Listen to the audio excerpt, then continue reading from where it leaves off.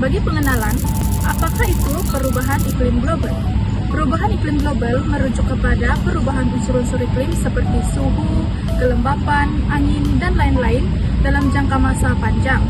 Aktiviti manusia seperti pengangkutan, perindustrian, penyahutanan, dan pertanian merupakan antara faktor utama perubahan iklim global. Atmosfera bumi terpaksa menahan lebih banyak haba yang menyebabkan kesan buruk kepada sistem bumi, yaitu atmosfera, hidrosfera, litosfera, dan biosfera. Kesan untuk sistem ini kemudiannya mewujudkan tindak balas berantai yang akhirnya mengganggu habitat dan kitar hidup hewan di seluruh dunia. Baiklah, salah satu aktiviti yang menyebabkan perubahan iklim bumi adalah aktiviti perindustrian. Aktiviti perindustrian ini menggunakan proses pembakaran yang akan melepaskan banyak gas berbahaya ke ruang atmosfera seperti karbon dioksida, karbon monoksida, dan sebagainya. Pelepasan bahan-bahan tersebut akan mengakibatkan kesan rumah hijau yang kemudiannya akan menjadi penyumbang kepada perubahan iklim global. Aktiviti perindustrian ini juga melepaskan bahan kimia ke kawasan air seperti sungai, dan apabila bahan kimia ini bercampur dengan air tersebut, maka bahan tersebut akan tersejut ke ruangan atmosfera sekaligus menjadi penyumbang kepada kesan rumah hijau. Selain asap kilang dan kereta, penyumbang utama kedua ialah aktiviti penambangan hutan. Aktiviti penambangan hutan secara besar-besaran untuk aktiviti pembangunan ataupun pertanian akan melepaskan karbon dioksida yang tersimpan dalam pokok ke atmosfera. Pengurangan pokok akan menyebabkan penyerapan karbon berkurang sekaligus akan meningkatkan kesan rumah hijau. Kesan rumah hijau ini akan menyumbang kepada pemanasan global dan perubahan iklim global. Aktiviti ini juga akan mengganggu ekosistem dan menyebabkan tanah murah terhakis.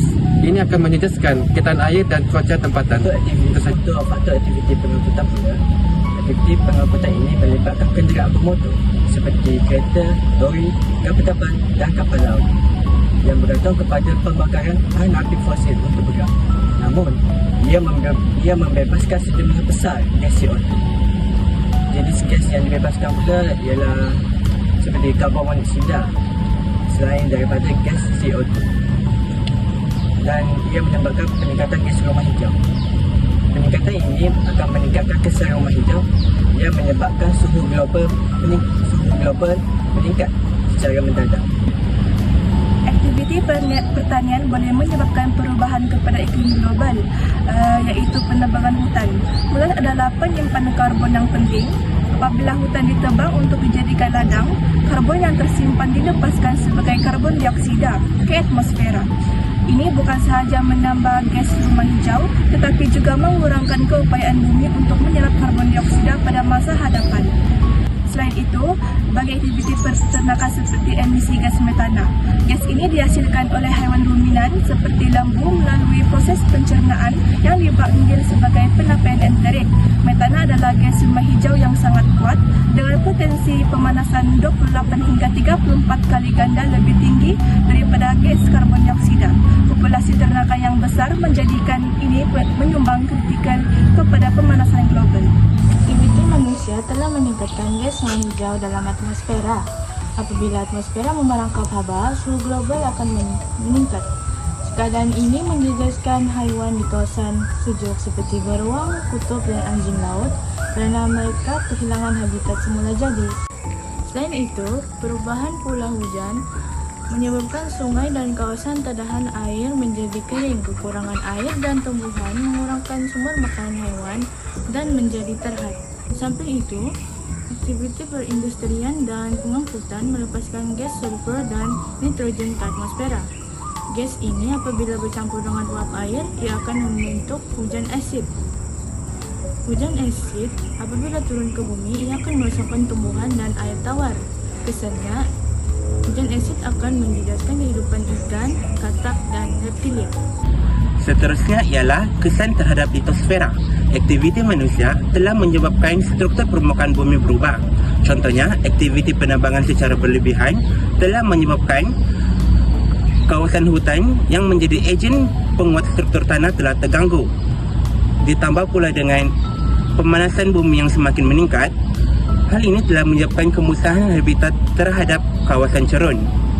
Kesannya, berlaku peningkatan konflik antara haiwan dan manusia untuk mendapatkan kawasan. Selain itu, peningkatan suhu bumi juga menyebabkan tanah menjadi kering.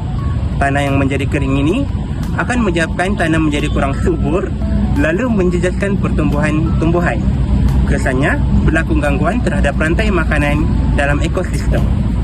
Dalam hidrosfera, manusia menyebabkan perubahan melalui pemanasan laut, pencairan ais kutub, kenaikan paras laut, serta pengisian air laut. Laut yang semakin panas memaksa ikan dan mamalia laut berpindah ke zona suhu yang lebih sejuk, menjejaskan rangkaian makanan marin. Pengoksidaan pula mengecilkan peluang survival organisme berkarbonat seperti karang dan kerang. Terumbu karang yang rosak menjejaskan habitat ribuan spesies kecil yang menjadi asas makanan kepada pemangsa yang lebih besar. Dalam masa yang sama, pencairan ais Arktik mengurangkan kawasan memburu beruang kutub dan memaksa mereka bergerak lebih jauh untuk mencari makanan sekaligus meningkatkan risiko kelaparan. Kesan rata sempadan kepada biosfera akan menyebabkan banyak spesies bermigrasi dari satu tempat ke tempat yang sesuai. Cuaca yang sentiasa berubah ini akan mengubah masa migrasi, masa pembiakan, dan juga penyediaan makanan. Contohnya, burung yang tiba di kawasan pembiakan terlalu awal ataupun terlambat akan menyebabkan ketersediaan makanan yang terhad. Rentas sempadan juga akan menyebabkan lebih banyak gelombang haba, banjir, kemarau, dan juga badai tropika yang akan merosakkan habitat dengan lebih cepat. Seperti contoh, amfibia seperti kata akan kurang mampu untuk menahan tekanan yang tinggi. Kesannya, suhu yang meningkat boleh menyebabkan stres dan kematian kepada haiwan. Secara keseluruhannya, aktiviti manusia seperti aktiviti pengangkutan, perindustrian, penyahutanan dan pertanian merupakan antara faktor utama yang menyumbang kepada perubahan iklim global. Keadaan ini seterusnya menyebabkan kesan buruk terhadap sistem bumi, yaitu atmosfera, hidrosfera, litosfera, dan biosfera. Kesan ini bukan sahaja menjejaskan haiwan, malah turut memberi kesan kepada alam sekitar dan kehidupan manusia. Oleh itu, usaha berterusan perlu dilaksanakan bagi mengurangkan kesan perubahan iklim demi memastikan kelestarian alam sekitar dan kehidupan pada masa akan datang.